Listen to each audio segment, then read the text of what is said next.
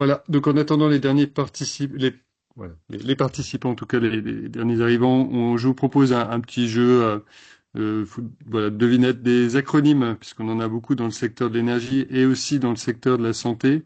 Alors, je me suis limité à 5, 6 acronymes, donc voilà, en attendant, je vous laisse essayer de deviner qu'est-ce qu'il y a derrière ces lettres. Emerson, tu as le droit de jouer aussi. J'imagine qu'à l'ADEME, il y en a pas mal aussi. Je vous donne 2 minutes et puis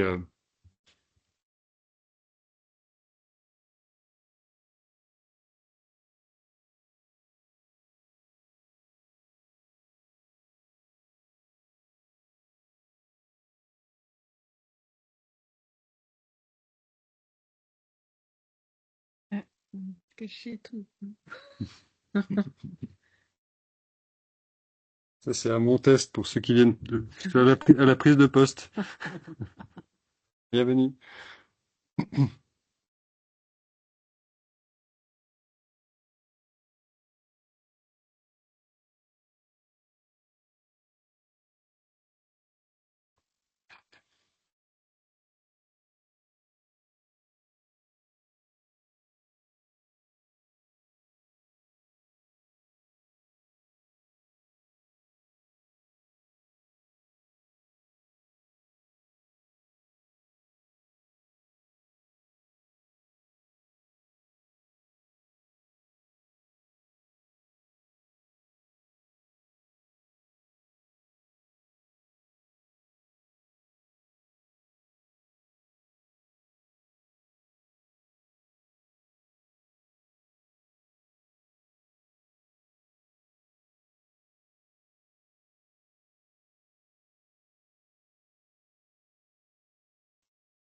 Allez, on va passer aux réponses. Du coup, je ne sais pas combien il y a de participants. Je pense qu'il y en a pas mal qui viennent d'arriver. Je ne vois pas forcément tous les écrans. 34 participants.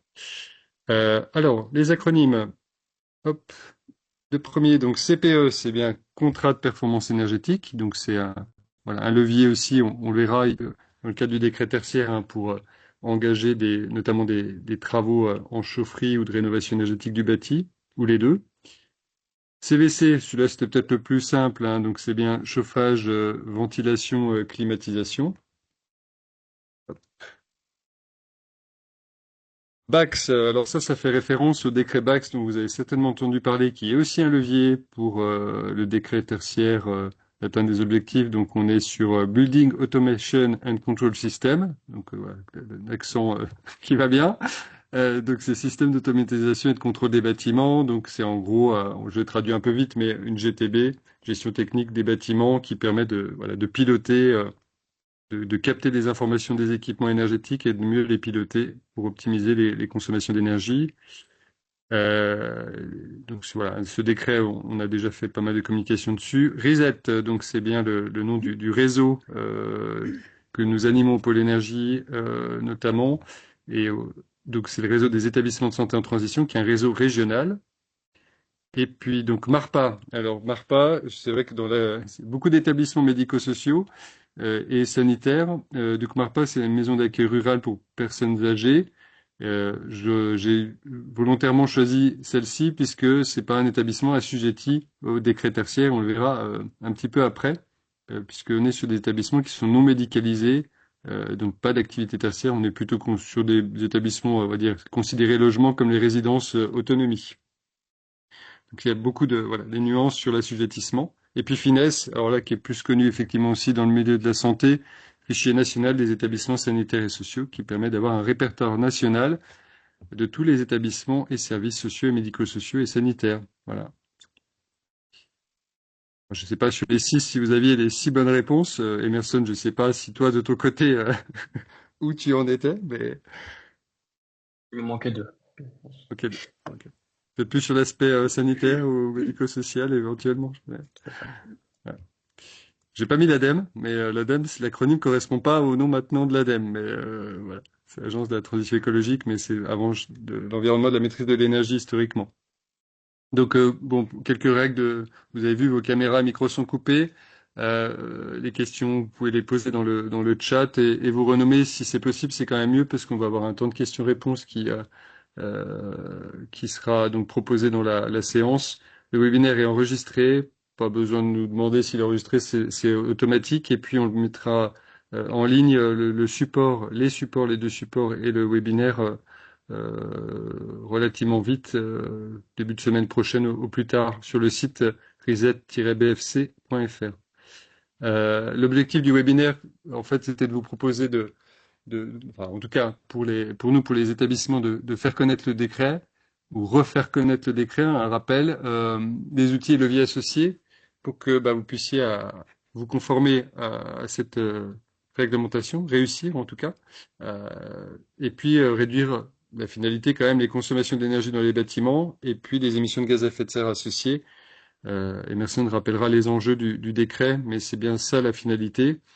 Et puis, bien sûr, ce webinaire, il a vocation à permettre un partage de questions, de retours d'expérience, de pratiques avec les personnes en charge de ces sujets dans les établissements.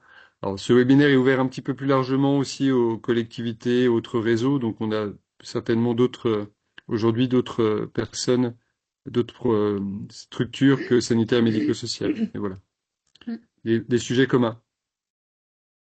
Donc voilà, le programme, vous l'avez eu, je vous le rappelle rapidement, un rappel succinct ou une information, certains ne sont pas encore peut-être au courant de cette réglementation.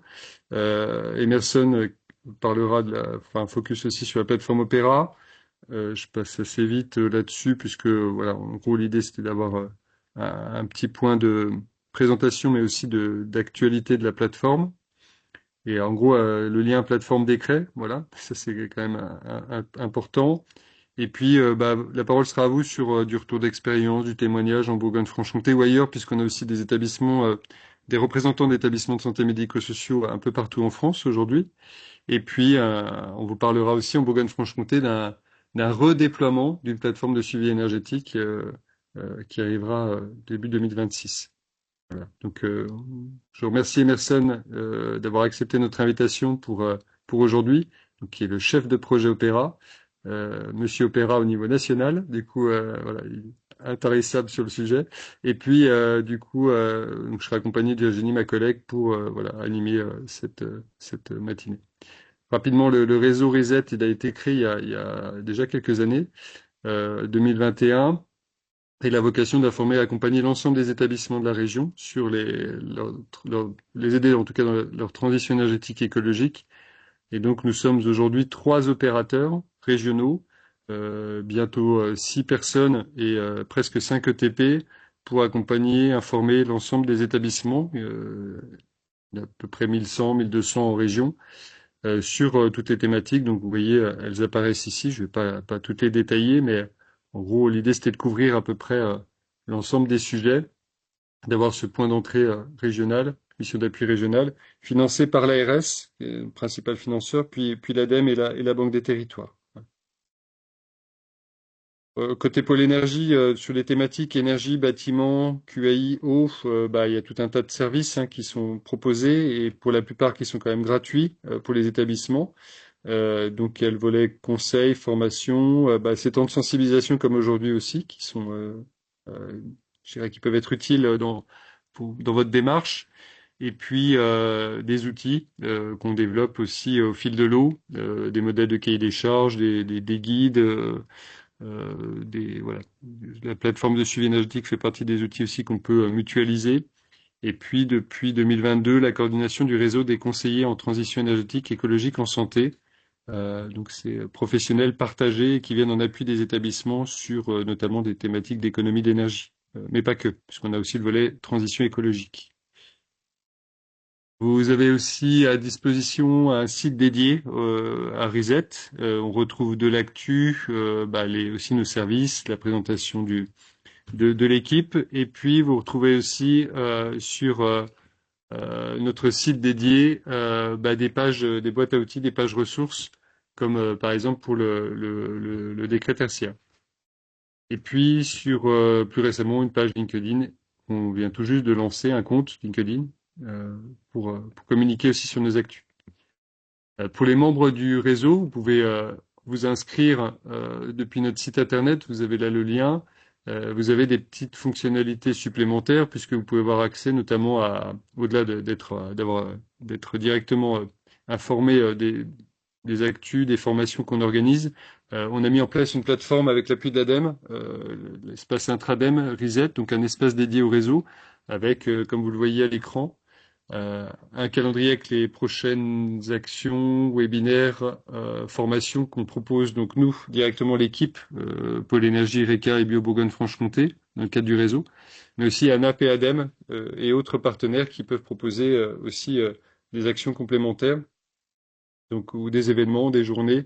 Donc, la plateforme, l'idée c'est de centraliser ce principe d'un centre de ressources, hein, toutes les données, un espace conversation aussi, où vous pouvez poser des questions liées à des projets aussi que vous avez dans vos établissements. Souvent, les projets sont assez proches, hein, équivalents, et les besoins sont souvent les mêmes. Un espace documentaire où vous avez justement ces fameux modèles de cahier des charges, tableau des aides, des fiches retour d'expérience. Le webinaire d'aujourd'hui, par exemple, il sera aussi sur cet espace documentaire. Et puis, on a aussi ponctuellement pour des groupes de travail un espace enfin, une rubrique gestion de projet. Voilà. Vous pouvez, donc c'est gratuit hein, pour entrer dans le réseau. Il suffit de s'inscrire et puis de signer une charte d'engagement et de compléter un formulaire. Et ensuite, on vous intègre voilà, vos coordonnées dans ces outils. Ça permet l'accès. Et pour finir, pour rappel, donc ça c'est pour les établissements de santé médico-sociaux aussi. C'est notre troisième rencontre régionale qu'on organise le 13 novembre à Dijon et vous pourrez retrouver sur le chat, on va vous mettre le lien pour vous inscrire. Il y a 70 personnes inscrites aujourd'hui, on a encore pas mal de places, donc n'hésitez pas à en parler aussi à vos collègues et vous inscrire vous directement puisqu'on est sur un programme qui traite de l'ensemble des sujets que vous avez vus un peu plus haut, avec des ateliers collectifs, des temps de mini-conférences pour apprendre des choses et s'inspirer, et puis des plénières aussi voilà, pour que vous puissiez découvrir un peu plus, de façon plus globale, comment le réseau a évolué et l'offre aussi qui sera proposée en 2026. Voilà, par tous et par ces trois opérateurs, dont le pôle énergie dont nous faisons partie avec Virginie. Voilà, je vais être plus long. Sur les 10 minutes, je te laisse du coup Emerson. Hop, je vais arrêter le partage. Prendre la Alors, main, la présentation devrait arriver. c'est tout bon. Super. Alors, je mets juste sur mon deuxième écran. Super. Eh bien, déjà, merci beaucoup encore pour l'invitation et l'organisation de ce webinaire. Donc, on se proposait de vous présenter aujourd'hui sur Opera, c'est de faire vraiment d'aller très vite sur les rappels, surtout de se concentrer sur les actualités et aussi de donner à voir quelques chiffres clés que l'on peut identifier grâce aux données déclarées sur Opera en Bourgogne-Franche-Comté et ensuite plus spécifiquement sur le secteur de la santé. Et puis aussi, il y aura voilà, un large temps pour répondre aux questions que vous pouvez vous poser sur ces différents éléments. Donc quelques rappels très rapides, vraiment. Donc voilà, l'objectif du décret tertiaire, c'est de participer à la réduction des consommations du secteur tertiaire en fixant pour les locaux qui sont concernés deux objectifs. Un qui est dit en valeur relative et qui consiste à faire une réduction de 40%, 50%, 60% respectivement en 2030, 2040, 2050 par rapport à une année de référence. Et le deuxième objectif dit en valeur absolue qui lui consiste à fixer un seuil d'énergie qui, à la différence du premier, ne dépend pas de la consommation passée, mais qui ne dépend que de la nature de l'activité exercée dans le bâtiment. Donc chaque local tertiaire qui est assujetti au décret tertiaire, il a ces deux objectifs qui lui sont assignés, et le respect de l'un des deux suffit pour être conforme. Donc pour certains types de bâtiments, notamment les bâtiments qui sont plutôt peu performants à l'entrée en vigueur du dispositif, ce sera probablement celui en valeur relative. Et pour les bâtiments déjà performants à l'entrée en vigueur, ils s'orienteront plutôt vers la valeur absolue qui sera le moins exigeant des deux. Donc l'assujettissement, rappel très rapide sur cette notion de 1000 mètres carrés qui intervient, qui est en fait un peu plus subtil que simplement se dire est-ce que ma propre surface est de 1000 mètres carrés, je suis assujetti ou ne l'est pas, je ne suis pas assujetti, parce qu'en fait c'est vraiment, il faut vraiment regarder ces 1000 mètres carrés comme étant est-ce que le bâtiment ou l'ensemble de bâtiments, quand il y a un lien fonctionnel sur une même unité foncière, comprend plus de 1000 mètres carrés d'activité tertiaire? Et si la réponse à cette question est oui, ça veut dire que tous les différents occupants de cet ensemble de bâtiments ou bâtiments sont concernés par le décret tertiaire. Donc, pour être très concret, pour prendre quelques différents exemples, on peut avoir, par exemple, un lycée. Imaginons que sur un lycée, il y ait trois bâtiments, un bâtiment d'enseignement, un bâtiment de restauration, un bâtiment administratif. Si le bâtiment d'enseignement fait moins de 1000 mètres carrés, supposons, et ben en fait, ce bâtiment est quand même assujetti vu que le lycée, de manière globale, dépasse les 1000 mètres carrés en englobant les autres bâtiments qui ont un lien fonctionnel avec le premier.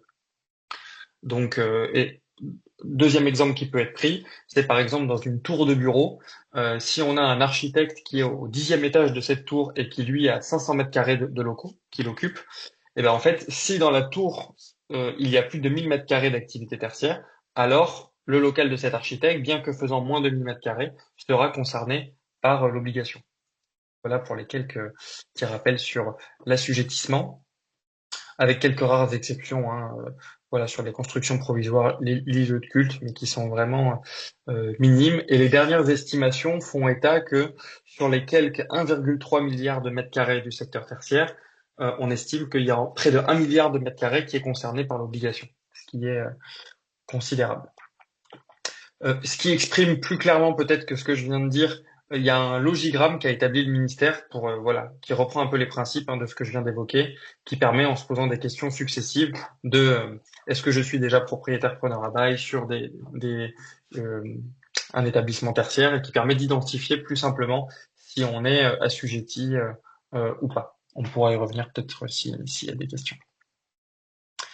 Et au-delà de l'obligation d'atteinte de résultats, il y a aussi pour les locaux tertiaires une obligation désormais de déclarer chaque année les consommations d'énergie sur la plateforme Opera, avec une règle générique qui est que au 30 septembre de l'année N, c'est la date limite pour avoir effectué ces consommations de l'année N-1. Après, dans ce contexte encore particulier de démarrage de l'obligation, pour le moment, il n'y a aucun blocage qui est mis en place sur Opera. Donc très concrètement, aujourd'hui, euh, si vous n'êtes pas dans les temps, on va dire, pour avoir fait vos déclarations de l'année 2024, mais également des années d'avant, euh, même si vous êtes considéré comme en retard officiellement, il est toujours possible de réaliser ces déclarations passées. Et on va pouvoir le voir ensuite, que c'est encore le cas aujourd'hui. Il y a encore pas mal de retardataires. Pour enchaîner ensuite maintenant sur la plateforme Opera sur laquelle on va s'arrêter un peu plus et dont on a la charge à l'ADEME, alors que la partie réglementaire est vraiment cotée à la main des services du ministère. Donc la plateforme Opera, c'est trois principaux piliers. Le premier qui est déjà de permettre aux assujettis de déclarer ce qui leur est demandé de déclarer réglementairement, à savoir leur consommation d'énergie chaque année. Un deuxième pilier sur lequel il y a eu beaucoup d'actualité ces derniers temps, c'est que Opera soit aussi le lieu de vérification de l'atteinte des objectifs réglementaires, d'une part en produisant et en restituant aux assujettis les objectifs qu'ils doivent atteindre et en traduisant un peu la dynamique de leur situation de réduction de consommation par rapport à l'atteinte de ces objectifs à travers notamment un document qui est l'attestation annuelle et dont on va reparler juste après.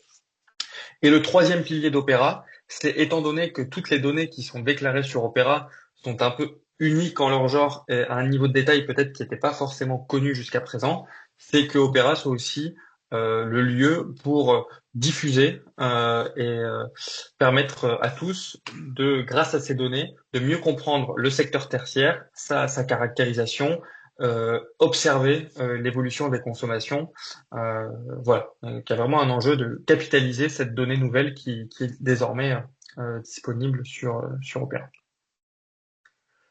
Le calendrier rapidement de l'obligation, donc on voit les différentes échéances là qui sont passées en rouge, avec plusieurs jalons importants qui ont commencé par la mise en place des fonctionnalités déclaratives début 2022, que l'on a enrichi progressivement avec des API en 2023 et qui permettent aujourd'hui, sans avoir besoin de venir sur Opera, de réaliser une déclaration à partir d'un autre outil, si on a toutes les informations attendues. Donc c'est opérationnel aujourd'hui. L'an dernier, beaucoup de travaux notamment sur justement les premières mises en forme de données et publications autour des données déclarées. Et cette année, une principale actualité qui a concerné la production des objectifs et des attestations annuelles. Pour un premier niveau d'assujetti, et le secteur de la santé faisait partie des rares qui étaient couverts depuis le début d'année, mais qui a été complété avec la publication de l'arrêté pour tous les autres secteurs qui n'étaient pas couverts jusqu'à présent.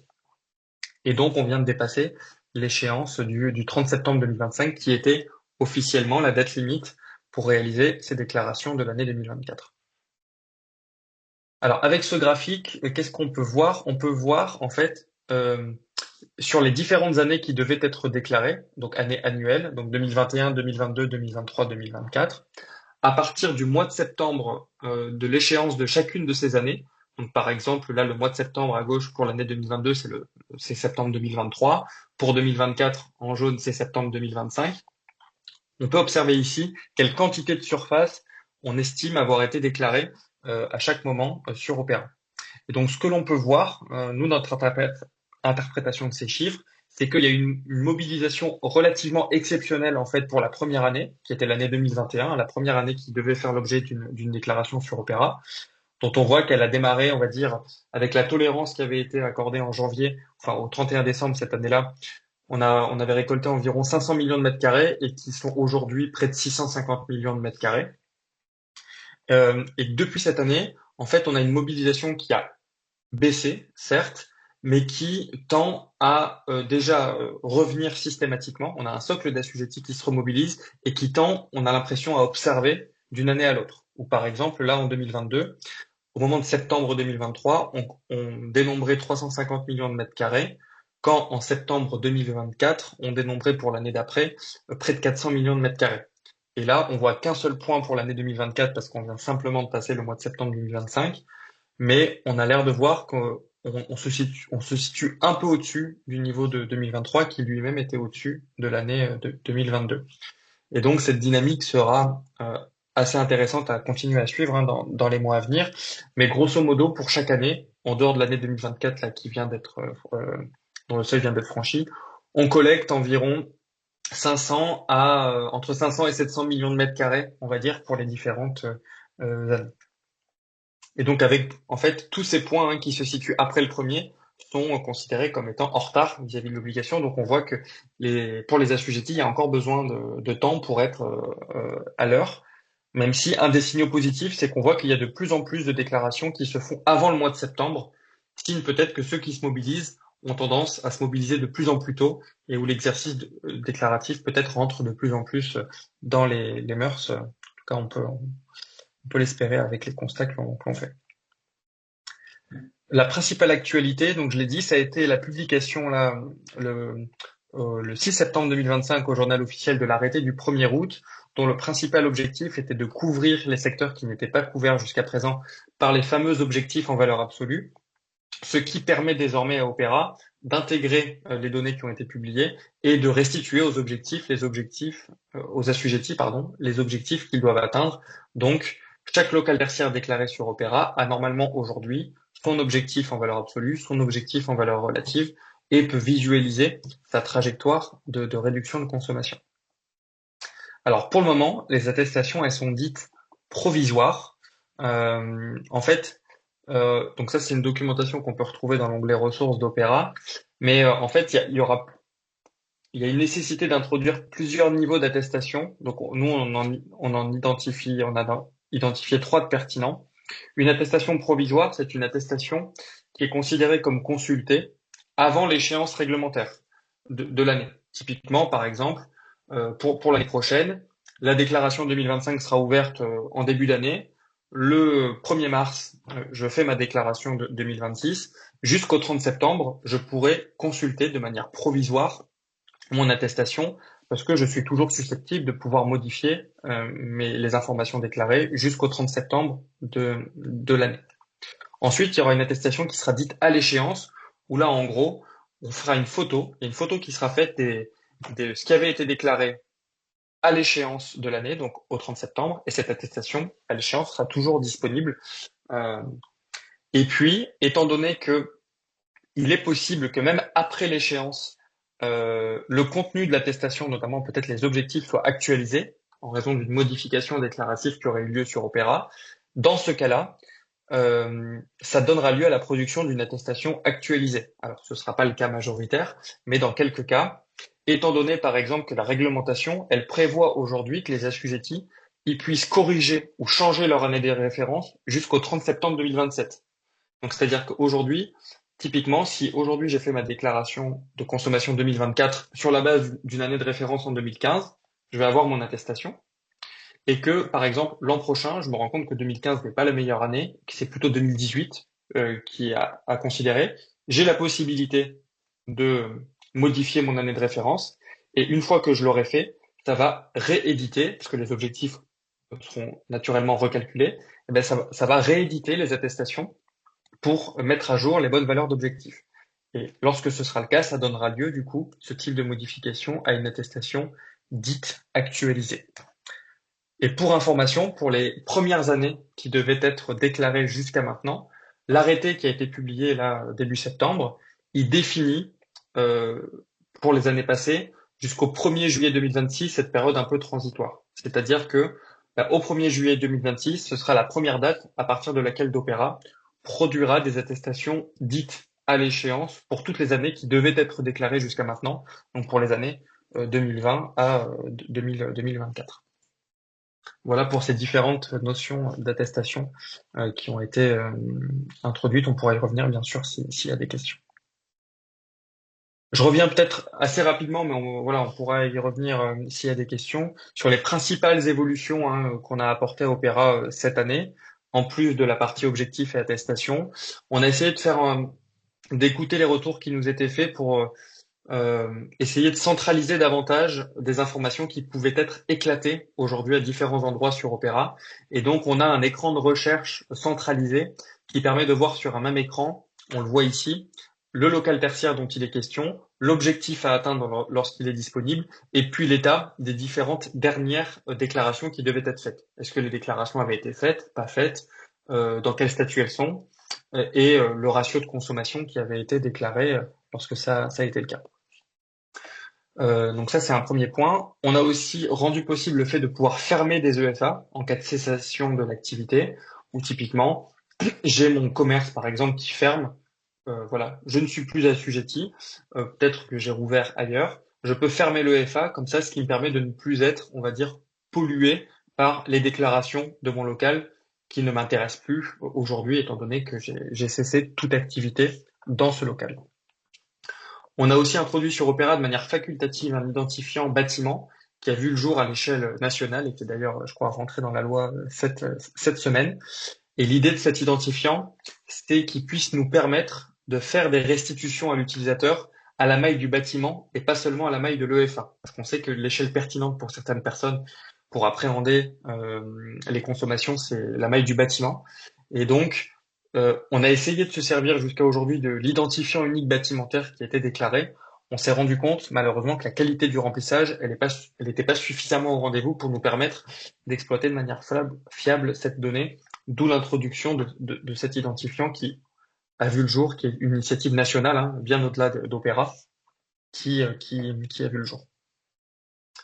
Donc voilà pour les autres principaux chantiers qui ont eu lieu cette année. Et pour donner un petit peu de visibilité sur ce qui va venir sur Opera, donc maintenant, vu que les objectifs sont désormais connus, on va permettre d'ici la fin d'année aux assujettis de déposer un dossier technique de modulation que la réglementation prévoit et qui consiste à adapter l'objectif si je suis dans une situation particulière qui m'empêche de l'atteindre, typiquement un contexte d'injonction architecturale qui m'empêche de mettre en œuvre certaines actions, voilà par exemple, ou de disproportion économique de certaines actions que je ne peux pas engager du coup dans ma situation. Donc ce sera possible à la fin d'année de déposer ce dossier technique de modulation sur Opera. On va aussi mettre en place ce qu'on a appelé une alerte de fiabilité, où là, ce sera des informations qui remonteront lorsque un assujetti effectuera sa déclaration. Il y aura tout un tas de contrôles de cohérence un peu élémentaires qui seront faits et qui donneront lieu à une alerte si on détecte qu'on est dans une situation qui semble pas forcément erronée, mais en tout cas à suspicion de donner lieu à une erreur de déclaration. Typiquement, une situation où un local déclare un certain type d'énergie, par exemple du gaz d'année en année. Si d'une année à l'autre, on voit qu'il y a ce type d'énergie qui n'est plus déclarée, ça donnera lieu à une alerte. Et là, l'assujetti aura un peu deux options. Soit ça lui permet de se rendre compte qu'il y a une coquille dans sa déclaration et donc de la corriger. Et à ce moment-là, l'alerte sera levée. Soit, non, lui, il est dans une situation qui fait que il est face à cette situation. Et là, il pourra justifier l'alerte, et ce qui lui permettra de la clôturer également. Typiquement, dans l'exemple que je viens de dire, voilà, j'ai fait des travaux, j'ai substitué mon équipement de production gaz par un équipement de production électrique, je ne consomme plus de gaz, donc dans ma situation, c'est normal de ne pas avoir déclaré du gaz, par exemple. Donc il y a tout un tas de contrôles un peu élémentaires que l'on fera et qui permettront, on l'espère, aux assujettis de davantage être autonomes pour identifier les erreurs de saisie que l'on peut recenser aujourd'hui. Dans les autres évolutions à venir, on a l'interfaçage avec GRDF, parce qu'aujourd'hui, Opera permet de récupérer les consommations d'électricité auprès des MEDIF. D'ici la fin de l'année, ce sera le cas également pour la récupération des consommations de gaz auprès de GRDF. Pour l'année à venir, on pourrait y revenir s'il y a des questions, mais notamment, un des principaux chantiers sera aussi de proposer de premières possibilités pour mutualiser les résultats à l'échelle d'un patrimoine immobilier. Donc là, il y aura, dans le courant de l'année prochaine, une première fonctionnalité de mutualisation qui sera disponible, qui sera probablement enrichie ensuite, mais qui devrait permettre aux assujettis de simuler le respect global de l'application sur un patrimoine. Et enfin, dans les quelques actualités, je rappelle le travail que l'on a publié l'an dernier et qu'on est en train de mettre à jour. On a publié une première étude qui visait à rendre compte de qu'est-ce que l'on pouvait dire des 750 000 déclarations qui avaient été faites sur Opera en 2022 et 2023, où on donnait dans cette étude deux niveaux d'enseignement. Un premier niveau d'enseignement, qui est peut-être le plus intéressant, c'est qu'est-ce que pouvaient nous dire les données déclarées sur le parc tertiaire et ses consommations? Et un deuxième niveau d'enseignement qui était comment les assujettis se sont appropriés la plateforme. Donc là, typiquement, alors je zoome un petit peu, mais deux niveaux d'enseignement, par exemple, on a rendu compte de la dynamique d'évolution des consommations dans cette étude. On pourrait revenir plus spécifiquement sur le territoire de Bourgogne-Franche-Comté ensuite. Et par exemple, dans les exemples de retour que l'on fait sur la pratique de la plateforme, ce graphique permet de voir quelle est la finesse de l'activité exercée, de la déclaration des activités dans chacune des déclarations. Ce qui permet de voir qu'aujourd'hui, on a près de 75% des déclarations qui ont une seule activité seulement de déclarer, donc un niveau de détail qui est en tout cas le plus simple possible. On a l'impression pour le moment où les assujettis se concentrent déjà sur le fait de faire leur déclaration. Peut-être qu'une deuxième étape sera d'aller dans davantage de précision. Donc ça, c'est un premier rendu que l'on va mettre à jour cette année, avec notamment des premiers enseignements sur l'atteinte des objectifs, étant donné qu'on est en mesure de calculer maintenant ces données-là grâce à la publication de l'arrêté, et aussi des enseignements qui iront jusqu'à l'année 2024, parce que voilà, on a figé les données là il y a quelques jours, donc ça nous permettra aussi de faire parler les données jusqu'à la déclaration des consommations de l'année 2024. En complément de ça, on a réalisé une première mise en open data des données aussi, où là, sur le site data.adem.fr, vous avez, en tapant Opera, vous avez accès à 3 jeux de données, et qui là sont des données qui agrègent qui restituent de manière agrégée les informations suivantes. Combien il y a eu de déclarations sur une localité géographique donnée, qui concerne tel type ou tel type d'activité, et quelle surface et quelle consommation ça représente. Donc, on a 3 jeux de données et qui agrègent certains niveaux de détail. Par exemple, certains sont plus précis sur la localisation géographique, et ils sont à la maille de la commune, mais ils sont moins précis sur d'autres éléments. Et d'autres sont plutôt très précis sur la nature de l'activité exercée, mais du coup, ils sont moins précis à la maille, sur la maille géographique. Et ceci parce qu'en fait, les données que l'on peut publier, elles sont protégées par le secret des affaires qui nous exige en fait de procéder à une agrégation de ce type-là. Donc, on est en train de travailler aussi pour enrichir ces jeux de données, pour qu'ils soient le plus précis possible. Mais en tout cas, les 3 premiers sont disponibles aujourd'hui. Et donc voilà, donc ça se matérialise comme ça. Peut-être si on en prend au hasard, par exemple le premier. Là, on peut voir, c'est un jeu de données à la maille de la commune, donc sur toutes les communes, où on peut voir type d'énergie par type d'énergie, quelle est la consommation totale déclarée pour l'ensemble des déclarations sur chaque commune. Donc ça, c'est un exemple de jeu de données. On en a un autre, par exemple, qui lui donne beaucoup de détails sur la nature de l'activité et qui dit sur combien il y a de déclarations, quelle surface ça représente et quelle consommation ça représente. Donc là, typiquement, pour les déclarations à dominante de crèche, on peut voir que ce qu'on a publié, c'est qu'on a 884 déclarations, euh, 817 000 qui représentent au total 817 000 mètres carrés et tant de consommation. Donc voilà à quoi ressemblent les premiers jeux de données que l'on a pu publier ces derniers mois. Un petit mot rapide sur l'accompagnement. Donc on a quelques dispositifs qui existent à l'ADEME pour ensuite passer à la suite, bien sûr, des déclarations qui restent l'objectif. On a le dispositif Booster Entreprise qui sera ensuite substitué par le programme C2E Pacte Entreprise qui consiste à participer au financement d'actions d'ingénierie, parce qu'on sait que c'est le point de départ pour, euh, pour réduire ses consommations, c'est d'abord de les connaître.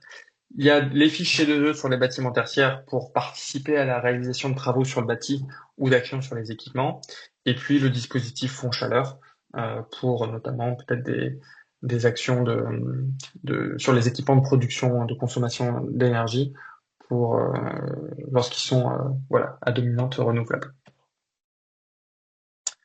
Et ensuite, je proposais, là on a fait le plus gros, peut-être avant de prendre des questions, je proposais de faire un zoom sur quelques données en Bourgogne-Franche-Comté et sur le secteur de la santé. En Bourgogne-Franche-Comté, vu que c'est ce qui nous intéresse plus particulièrement aujourd'hui. Et juste avant d'aller vers les chiffres, quelques précautions à prendre sur les chiffres qui sont donnés. C'est que les chiffres ils sont pas gravés dans le marbre pour plusieurs raisons. C'est parce que on voit que les données elles sont pas stabilisées. Chaque jour on a des déclarations de retardataires sur toutes les années passées, donc les chiffres sont susceptibles d'évoluer dans le temps, même si sur les années les plus anciennes comme 2021, le gros du stock il est déjà là. Donc bon, ça a une certaine valeur quand même. On a aussi une qualité des données qui a à renforcer, notamment avec les évolutions qu'on a prévues là, dont on a parlé dans les mois à venir. Et notamment, quelque chose d'intéressant qu'on avait publié dans notre étude, c'est qu'on s'est rendu compte, par exemple, que on avait certains types d'énergie qui faisaient défaut sur Opera, où là, en fait, dans ce graphique, on peut comparer pour l'année 2021 ce que publiait le service statistique du ministère pour le secteur tertiaire, avec le mix énergétique suivant. Et quand on regardait ce qui avait été déclaré cette même année-là sur Opera, en fait, ce qu'on voyait, c'est que les énergies de stock, donc en l'occurrence le fuel et le bois, qui normalement sont censés représenter de l'ordre de 17% au global, elles représentent sur Opera seulement 3%. Et alors après coup, ça se comprend bien parce que sur ces énergies qui sont de stock, c'est pas pareil que sur par exemple l'électricité ou le gaz où on a des factures annuelles voire même mensuelles et où l'information est disponible. Sur ces énergies-là, voilà, on a des livraisons, des approvisionnements plus ou moins fréquents et donc la consommation annuelle elle est à reconstituer à partir de livraisons ponctuelles que l'on peut avoir dans l'année. C'est ce qui peut expliquer que ces énergies soient sous-représentées aujourd'hui. Donc c'est pour ça, voilà, on peut pas encore considérer comme définitif tous les chiffres que l'on présente aujourd'hui. Et puis nous aussi, on progresse dans notre méthodologie pour analyser les données, pour écarter les données aberrantes, ce genre de choses. On progresse un peu dans le temps. Donc voilà. Donc ces précautions faites, qu'est-ce que l'on peut dire en Bourgogne-Franche-Comté? Ce qu'on observe aujourd'hui, c'est qu'on a environ de l'ordre de 7000 déclarations suffisamment fiables qui sont réalisées chaque année et qui représentent environ 22 millions de mètres carrés déclarés, donc par rapport aux environ 600 millions de mètres carrés au national, et qui représentent 3,5 TWh de consommation. Quand on regarde les principaux, comment se ventilent ces surfaces sur les principaux secteurs, on voit qu'on a l'enseignement, en tout cas en surface, qui arrive en tête, avec près de 25%, qui représente près de 25% des surfaces, suivi de la santé, ensuite la logistique, des bureaux, et ensuite des commerces non alimentaires et alimentaires.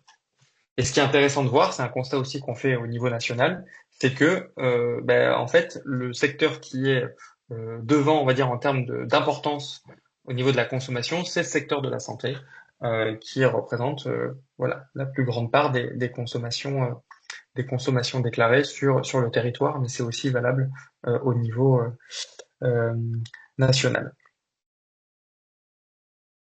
Comment se traduit l'évolution des consommations, ce que l'on peut constater en Bourgogne-Franche-Comté. Donc là, cette fois-ci, c'est bien des consommations ajustées du climat que l'on présente, hein, vu qu'on est en mesure de faire ces calculs depuis l'apparition de l'arrêté. Donc là, on peut voir un peu la dynamique hein, depuis la période de référence. Et donc, on se situerait aujourd'hui. Donc là, la période de référence a été mise en base 100. Et donc, aujourd'hui, ce qu'on observe, c'est qu'en 2024, on est à environ moins 26% de consommation ajustée du climat par rapport à la période de référence. Donc, vis-à-vis de l'objectif 2030, qui est de faire moins 40%, en gros, on peut dire qu'on est à, voilà, plus de la moitié du chemin a été fait. Euh, en tout cas, voilà, de manière très, très globale et moyennée. Ce qui est intéressant de constater aussi, c'est que depuis 2021, on pouvait constater une baisse hein, régulière et significative hein, des consommations d'une année à l'autre, avec 2022 une baisse significative par rapport à 2021 et 2023 une baisse significative par rapport à 2022. Et voilà, ce qui a l'air d'être constaté sur 2024, c'est que ça marque, en tout cas pour le moment, la fin de cette baisse des consommations sachant que les consommations sont ajustées du climat ici. Donc, voilà, à voir si l'accueil de déclarations à venir de retardataires sur l'année 2024 permettra de fiabiliser ce chiffre. Mais en tout cas, ce que l'on peut supposer, et c'est aussi un enseignement que on a l'impression de constater au niveau national, c'est qu'en 2024, il y a une stagnation, voire une petite hausse des consommations par rapport à l'année 2023. Donc, on peut aussi regarder sur le territoire de Bourgogne-Franche-Comté quels sont les secteurs d'activité, comment se répartit le ratio de consommation en fonction de certains secteurs d'activité.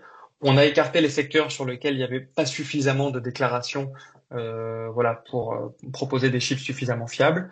Et on voit que voilà, c'est quelque chose aussi qu'on observe à la maille nationale. On a la restauration et les commerces alimentaires qui se détachent quand même assez nettement avec des ratios supérieurs à 250 voire 300 kWh par mètre carré par an en énergie finale pour ces activités.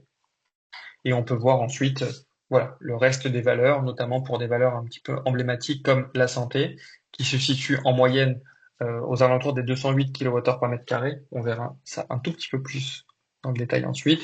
Ou des bureaux, par exemple, qui sont voilà, de manière très moyenne à 135 kWh par mètre carré par an sur ce territoire.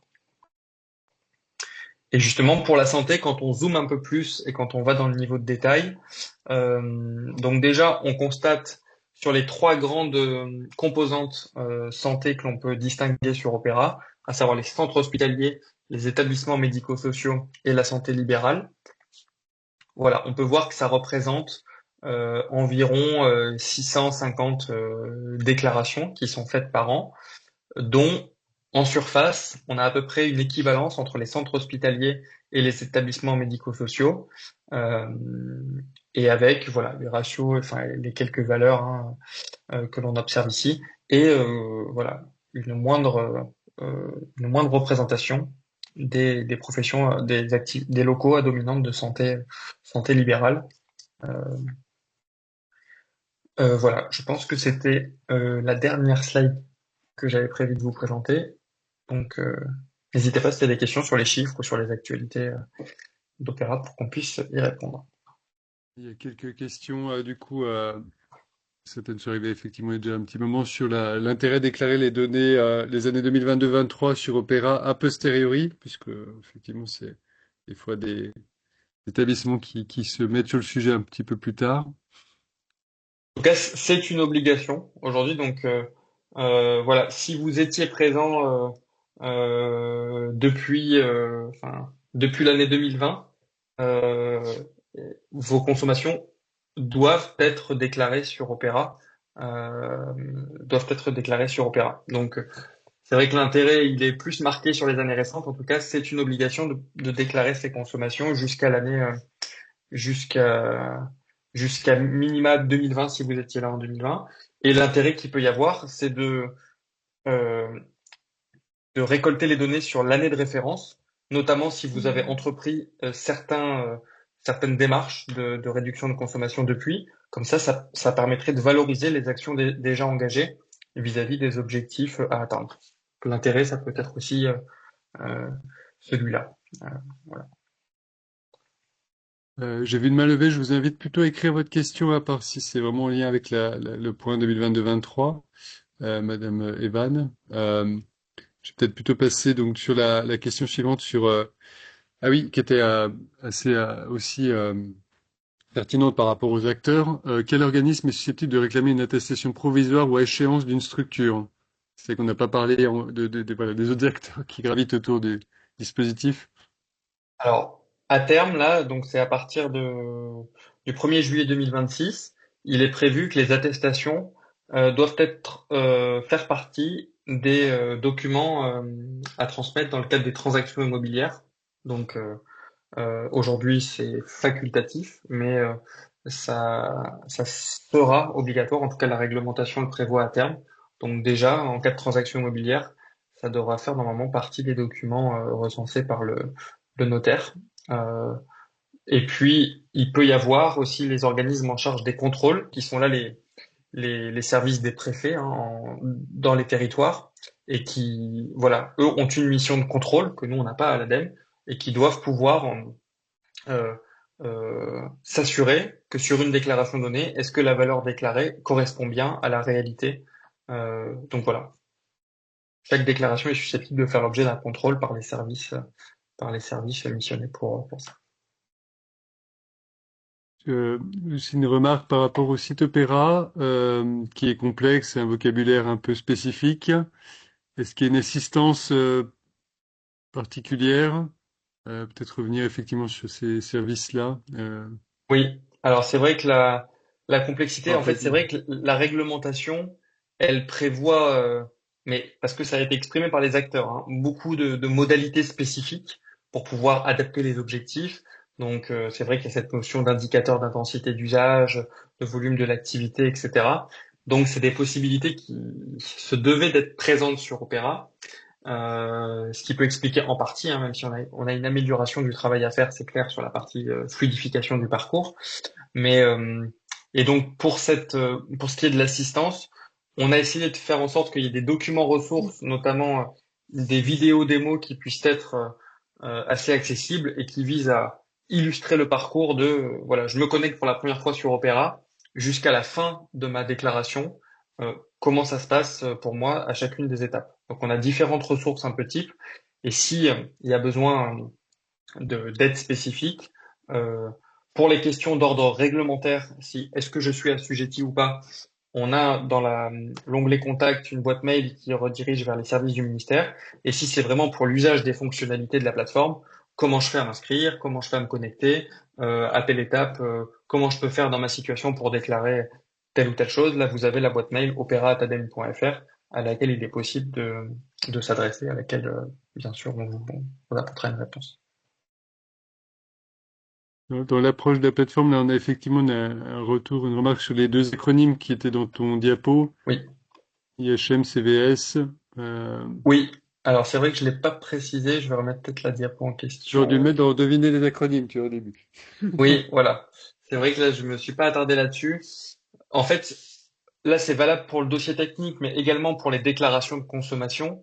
Aujourd'hui, il y a plusieurs modes opératoires pour les assujettis pour faire ces déclarations. Un premier que l'on qualifie d'IHM pour interface homme-machine, désolé pour l'acronyme barbare, et qui veut simplement dire faire ces déclarations écran après écran sur Opéra. Un peu comme tous, on fait tous notre déclaration d'impôt, par exemple.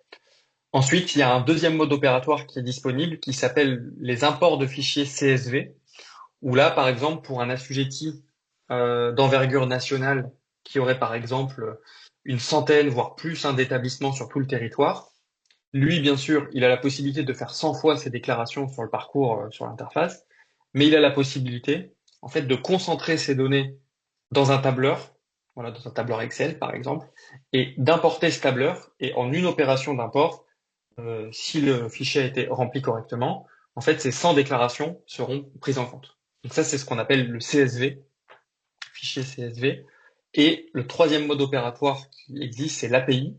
voilà, pour application programmative, je crois, interface, mais je suis plus sûr de moi, et qui lui permet en fait de venir dialoguer avec Opera sans avoir besoin de venir dessus. Ou si j'ai moi mon propre système d'information de mon organisation, sous réserve que j'utilise, on va dire, correctement ce qui est mis en place, je peux déclarer depuis mon propre outil une déclaration de consommation sur Opera, où je peux récolter d'Opera une information qui avait été déjà déclarée pour mon organisation. Donc voilà pour IHM, CSV et API. Et donc là, en l'occurrence, sur cette slide, ce qu'on indique, c'est que d'ici la fin d'année, ce sera possible, par le biais de l'interface, de réaliser un dossier technique. Et en début d'année prochaine, ce sera également possible par import de fichiers pour celles et ceux qui seraient concernés par le fait de déposer peut-être une centaine de dossiers techniques au même moment sur Opera pour leur éviter de faire 100 fois le parcours unitaire sur la plateforme. Ok. Merci pour les précisions. Du coup, il y a une question aussi sur, je pense que c'était au moment des chiffres BFC, des déclarations, sur la liste de l'ensemble des bâtiments assujettis. Alors le Quelle est- ministère dispose de cette liste. C'est une mission en l'occurrence. Alors nous, j'avoue qu'on n'a pas beaucoup de visibilité sur cette liste, mais c'est le ministère qui a constitué une base de données des assujettis qui est mise à jour chaque année. Hein, c'est un gros travail de la constituer. Euh, et donc c'est le ministère et les entités en charge des contrôles qui ont à disposition cette liste. Et nous, bien sûr, ils ont accès aux données déclarées sur Opera. Et donc c'est eux qui peuvent faire le travail de correspondance entre site assujetti et déclaration effectuée ou pas effectuée. Euh, donc Raphaël, c'est peut-être de lever la main, mais je ne sais pas si vous pouvez éventuellement relayer la question dans le chat ou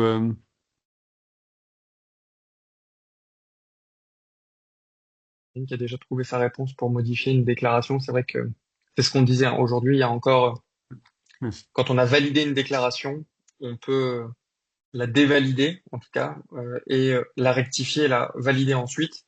Et l'idée, c'est que à terme, pour les déclarations, en tout cas les plus anciennes, on ne puisse plus, en tout cas plus aussi facilement, dévalider n'importe quelle année. En tout cas, que les années les plus anciennes soient entre guillemets archivées et que, sauf situation exceptionnelle, on ne puisse plus les modifier. Mais pour le moment, vu ce qu'on a dit, c'est encore le cas pour revenir sur une déclaration passée. Ok. Je vais essayer d'activer le micro de Raphaël. C'est bon, il est normalement activé, Raphaël. C'était pour Oui, compléter la merci. question là. Bonjour. Oui, c'était par rapport à la liste. Est-ce que les services de l'État, enfin, seraient en mesure de la mettre à disposition, par exemple, des syndicats d'énergie qui accompagnent beaucoup de collectivités, etc. Ou est-ce que c'est vraiment une liste qui est, entre guillemets, propre à leur service et que personne ne peut consulter, et du coup, on peut pas vraiment vérifier si on est réellement assujetti ou pas? Voilà, c'était un peu dans ce cadre-là, parce que je sais qu'il y a beaucoup de collectivités qui, entre guillemets, ne font pas trop attention et ne savent pas si elles sont assujetties ou pas. Alors, pour être très concret, j'ai pas la réponse, mais je ne pense pas parce que cette liste, elle fait l'objet d'enrichissement d'année en année, et donc d'année en année, elle est de plus en plus précise. Il n'est pas impossible qu'aujourd'hui, elle soit pas à 100% fiable. Peut-être qu'il y a encore des trous, et peut-être qu'il y a des entités qui sont identifiées à tort comme étant assujetties. Donc, euh, voilà, à ma connaissance, nous c'est pas nous qui sommes en charge de cette liste, pour être très franc, on l'a pas forcément non plus. Donc, il me semble que c'est pas à l'ordre du jour là, voilà. Mais c'est le ministère qui pourrait répondre de manière un peu définitive à cette question. Et puis sur l'assujettissement, il y a des courriers qui partent des DREAL aussi éventuellement pour Oui, il y a eu une campagne de indiquer courrier si le... qui a eu lieu l'an dernier notamment, et qui s'est fait justement sur la base de cette liste où ils ont, voilà, comparé ce qui avait été fait sur Opera et dans ce qu'il y avait dans cette liste, et ils ont informé le complément. Du coup, grâce notamment à cette liste, quoi. Là, après, je pense qu'on a des questions par rapport à la plateforme. Oui, mais si 2024 est erroné, comment on l'a modifié après validation? Alors, il y a eu des réponses hein, de participants. Merci Euh, pour la réponse. Ouais. si vous pouvez Voilà, donner bah une alors il faut au indication. préalable dévalider la déclaration, donc vous Mm. pouvez aller sur cette déclaration spécifiquement. Quand vous la consultez en détail, en bas de la consultation, il y a un bouton pour dévalider. Ou alors, si vous la trouvez directement depuis l'écran de recherche, vous pouvez la sélectionner, elle ou plusieurs, et les dévalider en masse. Et ensuite, ça vous redonne la possibilité de modifier le contenu de cette déclaration pour la revalider ensuite une fois que ce sera fait. Bien, oui, ben, merci Nizar d'avoir répondu aussi dans Oui, le merci. chat. Donc, comment faire si mon numéro de PDL a changé entre-temps dû à la reconstruction de mon établissement sur le même site? Alors, Numéro de sur le PDL. numéro de PDL, alors c'est aujourd'hui, c'est pas obligatoire de renseigner son PDL dans Opera, c'est possible, notamment pour si on veut bénéficier de la remontée des données de consommation auprès d'Enedis. Donc voilà, déjà rassuré, hein, c'est facultatif, ce n'est qu'une aide à la saisie pour ceux qui le souhaitent, qui voudraient s'éviter de regarder leur facture, par exemple. Euh, Si vous avez changé, en fait, dans la déclaration de votre local tertiaire, il est possible de supprimer un compteur qui avait préalablement été déclaré et vous pourrez déclarer le nouveau compteur qui vous concerne et pour les déclarations à venir, Opera remontera les consommations de ce nouveau compteur. Et en gardant l'historique de l'ancien et en ajoutant, en agrégeant, en compilant avec les nouvelles données, c'est ça? Voilà. Et Oui, là, alors tout ça, là, oui, je ouais. croyais que la question c'était une substitution. Si c'est entre-temps il y a un nouveau compteur, on va dire, parce qu'il y a une extension qui s'est faite et qui est comptée, dont l'énergie est comptée par un nouveau compteur, c'est possible d'ajouter un nouveau compteur ou enfin on peut gérer en tout cas ces Ouais. compteurs à tout moment sur Ça. Opera en fonction des évolutions. Ouais, oui, l'affectation. On a ensuite, par rapport au courrier de l'État, des services de l'État, il précise, Rémi, que, il n'y avait pas de liste de bâtiments à considérer. Mais c'était peut-être pas forcément détaillé dans le courrier, mais peut-être simplement en disant votre FA a peut-être pas été déclaré ou on voit pas les consos ou je ne sais pas comment c'était formulé. On l'avait reçu aussi sur certains centres hospitaliers, mais je ne sais plus. Ils ont peut-être pas été à la maille bâtimentaire, mais.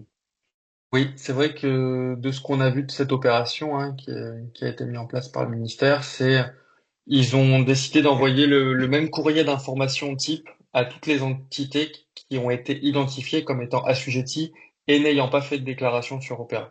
Hmm, Donc c'est c'est ça. le même, et il n'y a pas, c'est vrai, d'éléments plus précis pour dire lesquels de leurs bâtiments étaient concernés. Voilà. Mais Une c'est-à-dire qu'il y sagesse avait rien, générique.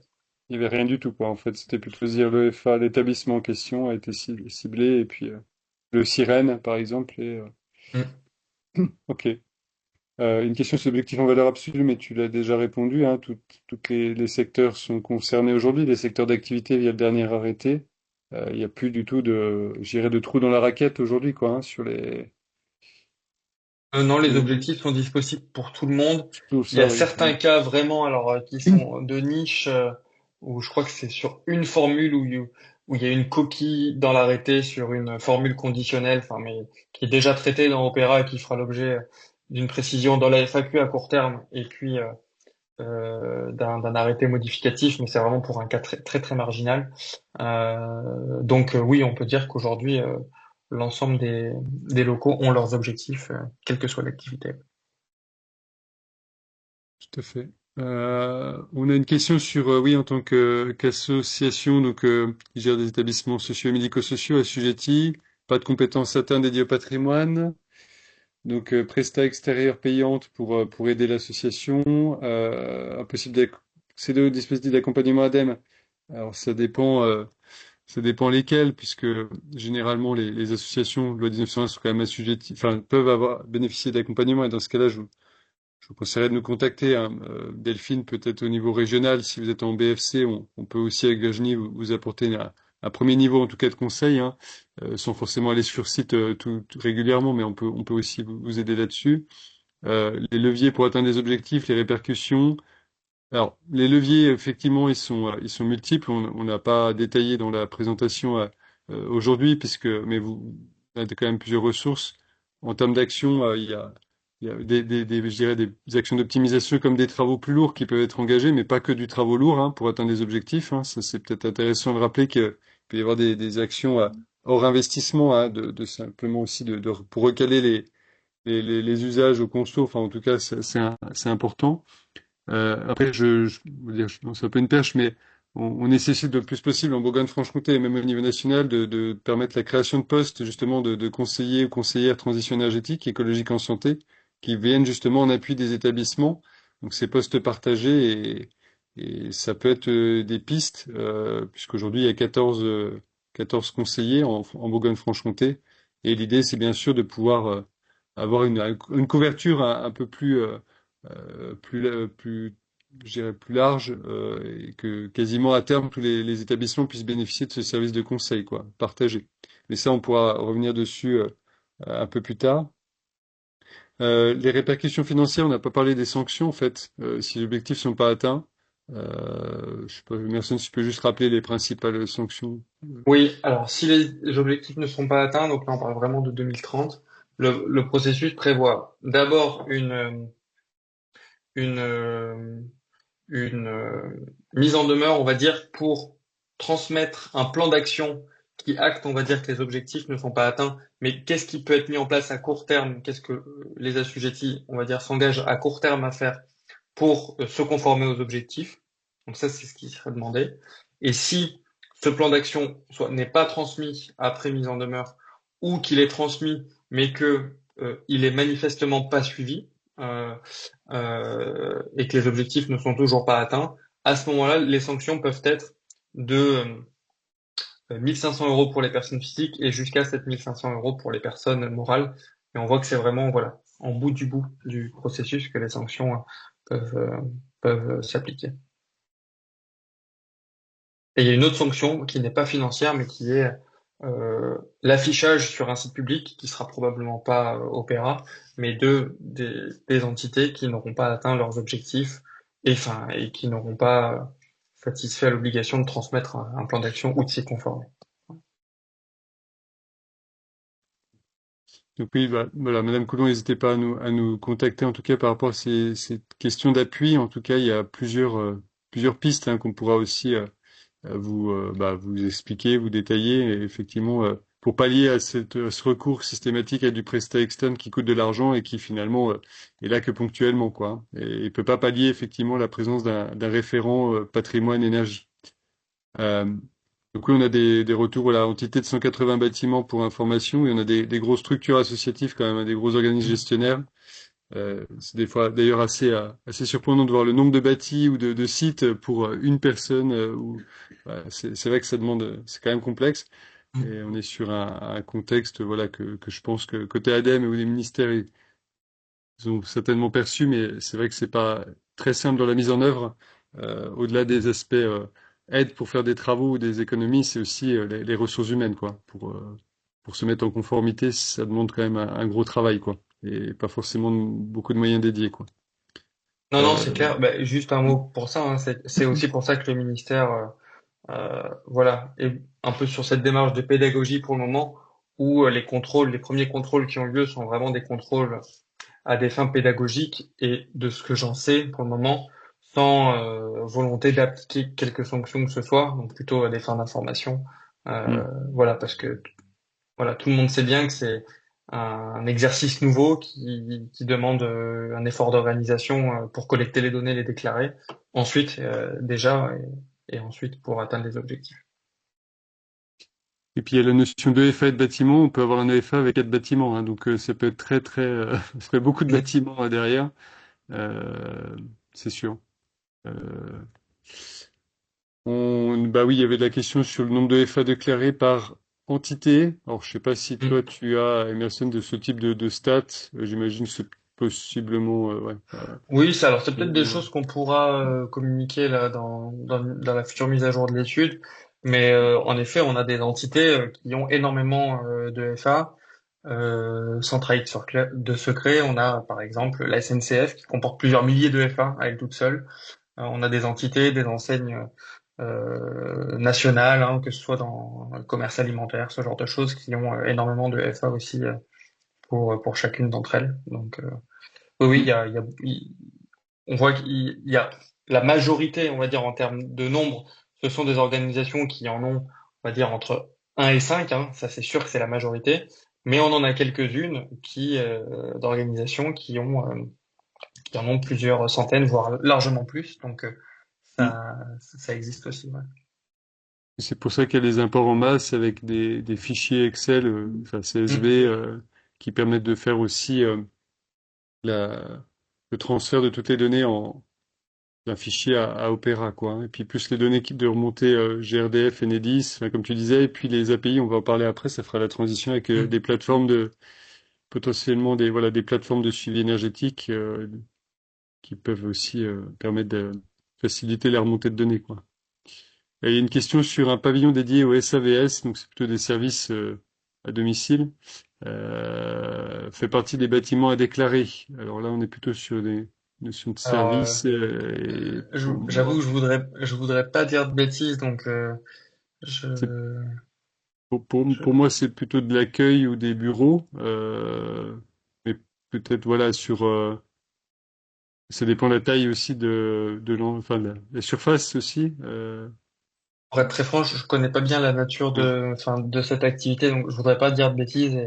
Mais en tout cas, pour avoir aucun doute, c'est possible de poser sa question à Ouais. l'autre adresse mail du coup qui est disponible dans l'onglet Contact d'Opéra vers les services du ministère qui pourront normalement vous répondre clairement sur le fait d'être assujetti ou pas. Désolé, j'ai Généralement, pas la réponse dans ce cas. on est plutôt sur tout ce qui est service plutôt du bureau, principalement, ou de la consulte. Donc, on est plutôt sur les activités tertiaires, contrairement à la partie logement. Comme j'expliquais, les EHPAD, enfin les EHPAD, pas les EHPAD, justement, les résidences, donc autonomie, etc., ou certains foyers d'hébergement, où là, on est plutôt considéré comme du logement, et là, qui sont pas assujettis. Mais tout ce qui est service, on est plutôt sur du bureau, donc généralement du tertiaire. Et après, il faut voir bien sûr les surfaces, tout ce travail de calcul de surface, et de voir si on atteint 1000 mètres carrés ou pas, et si on est dans un bâtiment, comme tu expliquais, où on a plusieurs entités qui, cumulées, on a plus de 1000 mètres carrés, bah là, oui, on est dans l'obligation de les déclarer, quoi.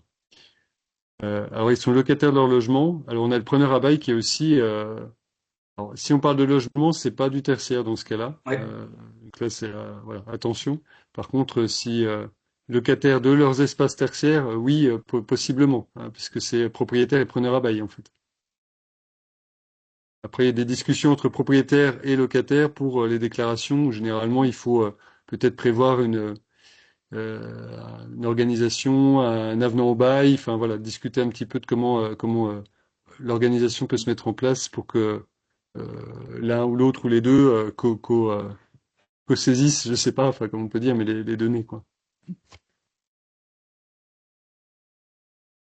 Je propose du coup si peu de questions, on va finir sur justement les services, ou en tout cas ce qu'on a éventuellement.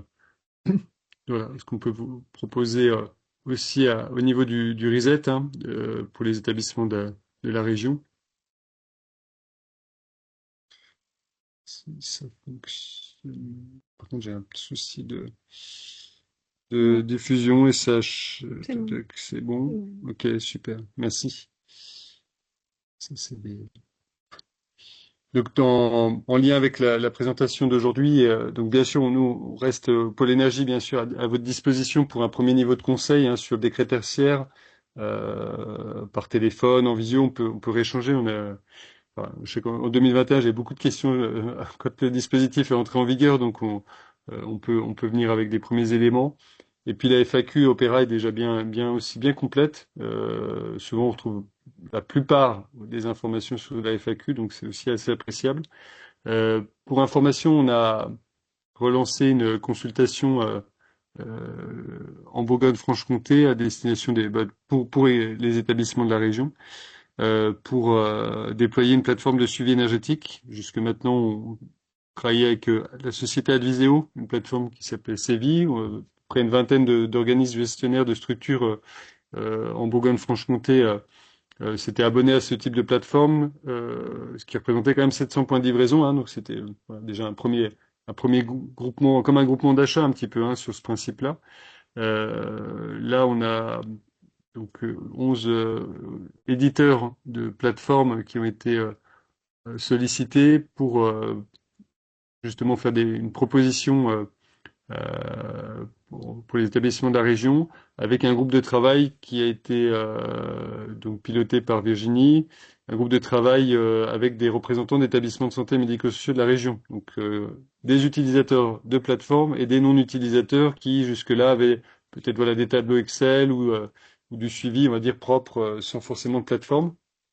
Donc l'intérêt de ces plateformes, simplement, je ne vais pas rentrer dans le détail, mais c'est la remontée automatique de données de compteurs et de factures, des surfaces qui sont saisies, les éléments bâtimentaires, et qui permettent de faciliter je dirais, le suivi de ces énergies, mais aussi de l'eau. Par exemple, là, ça peut être d'autres fluides, et éventuellement aussi des données type température et autres, avec des capteurs IoT. On peut effectivement avoir des données dans les bâtiments et données physiques mesurées, par exemple. Donc, mais là, la plateforme principalement, c'est de pouvoir récupérer ces données conso-facture facilement plutôt que c'est assez fastidieux d'ouvrir chaque facture et puis de relever des kilowattheures, des euros, etc., des index. Donc c'est un peu fastidieux.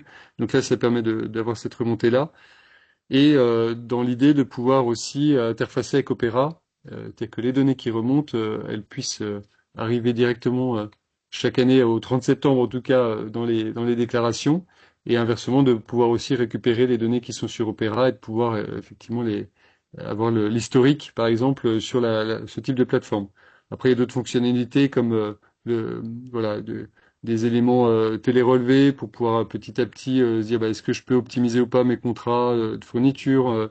Enfin voilà, je passe toutes les fonctionnalités possibles, mais c'est vrai que permet d'avoir un tableau de bord énergie, conso, dépenses et facilement faire des rapports pour vos directions et puis pouvoir justement sur les sites les plus consommateurs, les moins consommateurs et pouvoir prioriser les actions que vous pouvez mener sur votre parc bâti. Donc ça sera déployé en 2026 avec une communication qu'on vous fera courant novembre pour une réunion de présentation de la plateforme et des prix, etc. Puisqu'on a aussi un prix plus attractif que sur les premières avec la première plateforme, qui était déjà très très intéressant. Du coup, ce sera le 2 décembre, début d'après-midi, à 14 heures, il me semble, un webinaire dédié. Et là, vous aurez donc inscrivez-vous bien au réseau Reset, hein, si c'est pas le cas, pour les établissements de la région, pour avoir l'information, être sûr de capter l'information. Euh, donc ça, Chose que tu n'as pas évoqué, tout l'intérêt de cette plateforme aussi pour les établissements publics, hein, oui. contrairement à Séville, c'est que l'outil va directement chercher sur Chorus Pro les données de facturation. Donc voilà, il y a des API qui sont mises en place Hmm. pour permettre cette automatisation et cette remontée qui se faisait en tout cas nous difficilement avec Célie. Et voilà, il y a des plateformes qui le proposent, d'autres pas, mais c'est vrai que la fiabilisation de la donnée, c'est vraiment important. Et puis aussi l'autonomie sur la plateforme pour pouvoir ajouter plus facilement des bâtiments, des PDL. Donc voilà, normalement on a voilà, un niveau de service qui sera différent avec cette plateforme qui a été retenue par le groupe de travail constitué d'une dizaine de personnes à peu près en Bourgogne-Franche-Comté. Et c'est vraiment des contrats de gré à gré, mais ça on vous expliquera tout ça, ainsi que le prix, les conditions en 2000, enfin le 2 décembre pour 2026. Oui, il y a une question du coup. Oui. Et sera-t-il possible de basculer de Séville à ce nouvel opérateur? Oui, Donc oui. oui, pas de souci. À la fin du contrat. Voilà, oui. À part s'il manquement et puis que le contrat est dénoncé avec Séville. Après, tout ça, c'est dans les conditions générales de vente. Mais oui, il peut un export des données de Séville pour les intégrer bien sûr, à Data Conso Expert. Voilà. Donc il y aura aussi ce travail de rapatriement des données. On a aussi depuis déjà quelques temps, il y a eu 2022, 2023, et en fait 2024, il y aura prochainement sur notre site internet, hein, il y a une rubrique, vous voyez, chiffres clés à l'écran, sur notre site Reset, où on essaie de pouvoir, euh, par catégorie d'établissement, faire ressortir des indicateurs de conso par mètre carré, de dépenses aussi, et puis aussi pour les consommations d'eau quand on a les éléments, d'avoir justement je dirais, avoir la possibilité de comparer son établissement à la moyenne d'établissements, enfin à plusieurs établissements en Bourgogne-Franche-Comté. Ce ne sont pas des données corrigées du climat, celles-ci, mais voilà, ça vous permet d'avoir quelques indicateurs pour le sanitaire et le médico-social. Et plus on aura de données, on s'appuie sur les données aussi des CTES, hein, qui aussi font un reporting au niveau national, mais aussi des données qu'on peut retrouver sur ces fameuses plateformes de suivi énergétique qui nous permettent d'avoir des données consolidées et dans la mesure du possible exploitables, hein, ce ne sont pas toujours exploitables, mais pour pouvoir afficher voilà, ces ratios, quoi. Et puis de faire aussi une analyse année après année, un peu comme ce qui peut être fait au niveau de l'ADEME, voilà, avec les open data, etc., quoi. Nous, on va un petit peu, enfin, focus un petit peu plus forcément secteur sanitaire médico-social et en intégrant par exemple pour les centres hospitaliers avec ou sans bloc opératoire par rapport à tous les plateaux techniques qui génèrent des consos qui peuvent être quand même assez importantes, notamment d'électricité.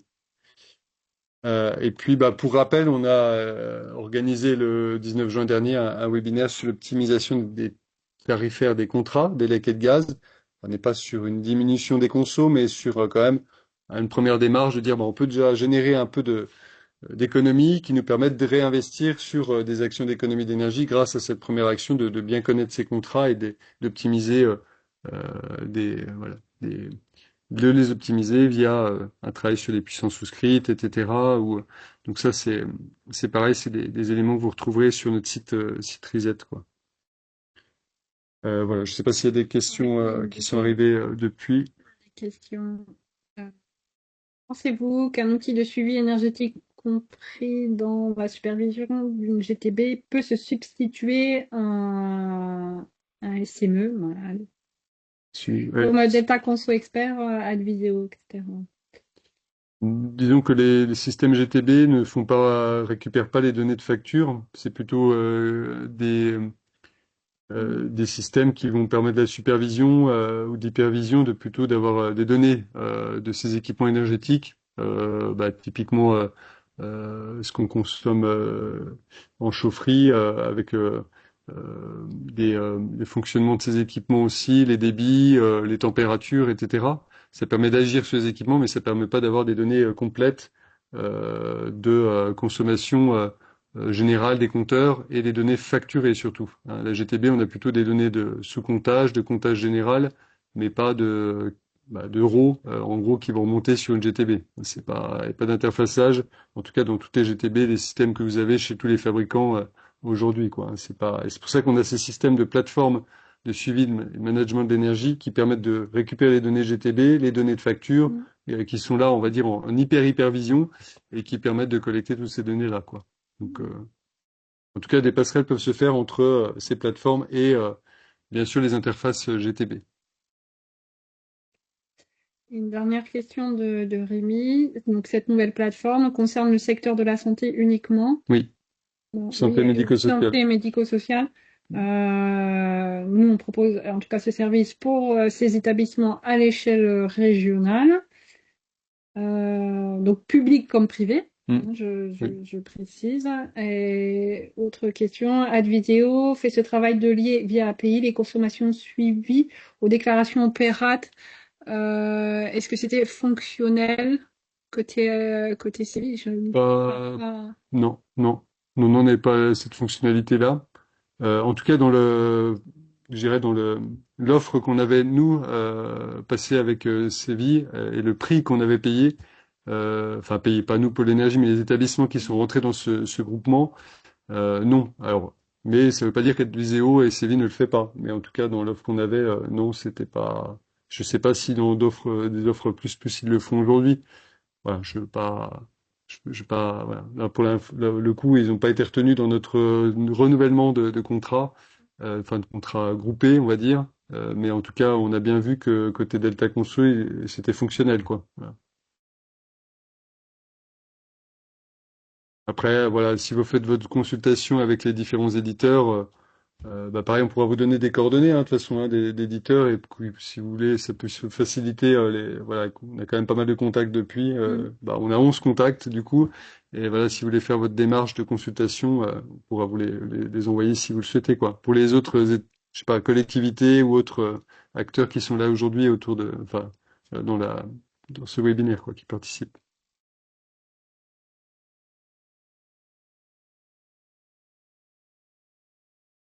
Très bien. Écoutez, si on a fait voilà à peu près le tour.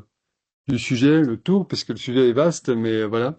Merci pour votre participation. Merci Emerson aussi hein, d'avoir pris du temps et travaillé sur cette présentation aujourd'hui.